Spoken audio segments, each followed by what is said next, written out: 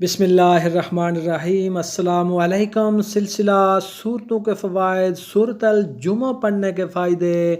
सूरत अल जुमा मदनी सूरत है। इसकी 11 आयात और 2 रुकू हैं और ये तरतीब के एतबार से 62 नंबर की सूरत है और ये कुरान पाक के 28वें पारे के अंदर मौजूद है। कुरान पाक में हर मुश्किल का हल और हर बीमारी का इलाज मौजूद है।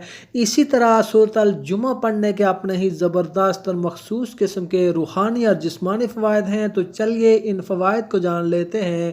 लेकिन अगर अभी तक आपने इस चैनल को सब्सक्राइब नहीं किया तो सब्सक्राइब करके बेल आइकन को ज़रूर प्रेस कर लें ताकि मज़ीद आने वाली वीडियोज़ का नोटिफिकेशन आपको मौसूल हो सके। सूरत अल जुमा का नाम सूरत जुमा इसलिए रखा गया है क्योंकि आयत नंबर 9 के अंदर जुमा का लफ्ज़ इस्तेमाल हुआ है और सूरत अल जुमा के अंदर जुमा पढ़ने के अहकामात भी मौजूद हैं, इसलिए इसका नाम सूरत अल जुमा रखा गया है। हज़रत अब्दुल्ला बिन अब्बास रज़ी अल्लाह तआला अन्हु से रवायत है कि नबी पाक सल्लल्लाहु अलैहि वसल्लम जुमे की नमाज में सूरत जुमा और सूरत अल मुनाफिकून पढ़ते थे और तफसीर रुल मानी में है कि नबी पाक सल्लल्लाहु अलैहि वसल्लम इशा की नमाज में भी सूरह जुमा और सूरत अल मुनाफिकून पढ़ते थे। तो सूरत जुमा के पढ़ने की बेशुमार फजीलत है, इसके बहुत ज़्यादा फ़ायदे हैं।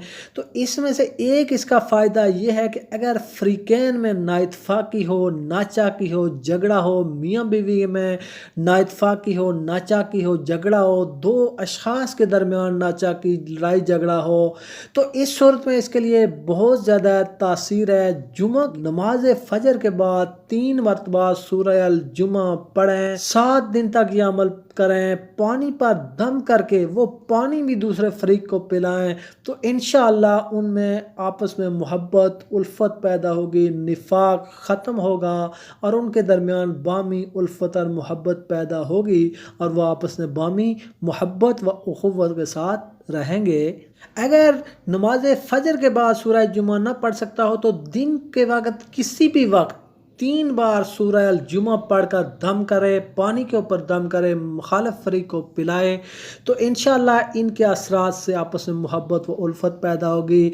इसका एक और फ़ायदा यह है कि अगर किसी शख्स की ज़ुबान ना खुलती हो, उसे ज़ुबान करने का सलीका ना हो, उसकी ज़ुबान में लुकनत हो, ज़ुबान में दुश्वारी हो, तो वो सूरह अल जुमा को बावुज़ू पढ़े तो इंशाअल्लाह उसकी ज़ुबान की लुकनत दूर हो गई, बोलने की दुश्वारी दूर हो गई और वह इंशाअल्लाह बड़े सलीके के साथ वो बात करने के काबिल होगा।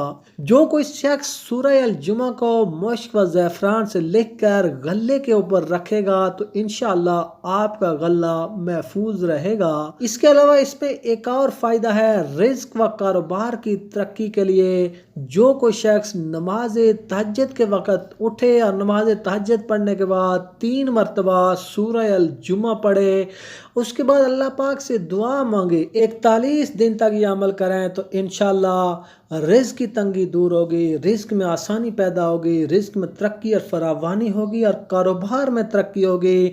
तो ये थे सूरह अल जुमा पढ़ने के फ़ायदे। उम्मीद है आपको वीडियो बहुत पसंद आई होगी। मिलते हैं अगली वीडियो के साथ। अल्लाह हाफ़िज़।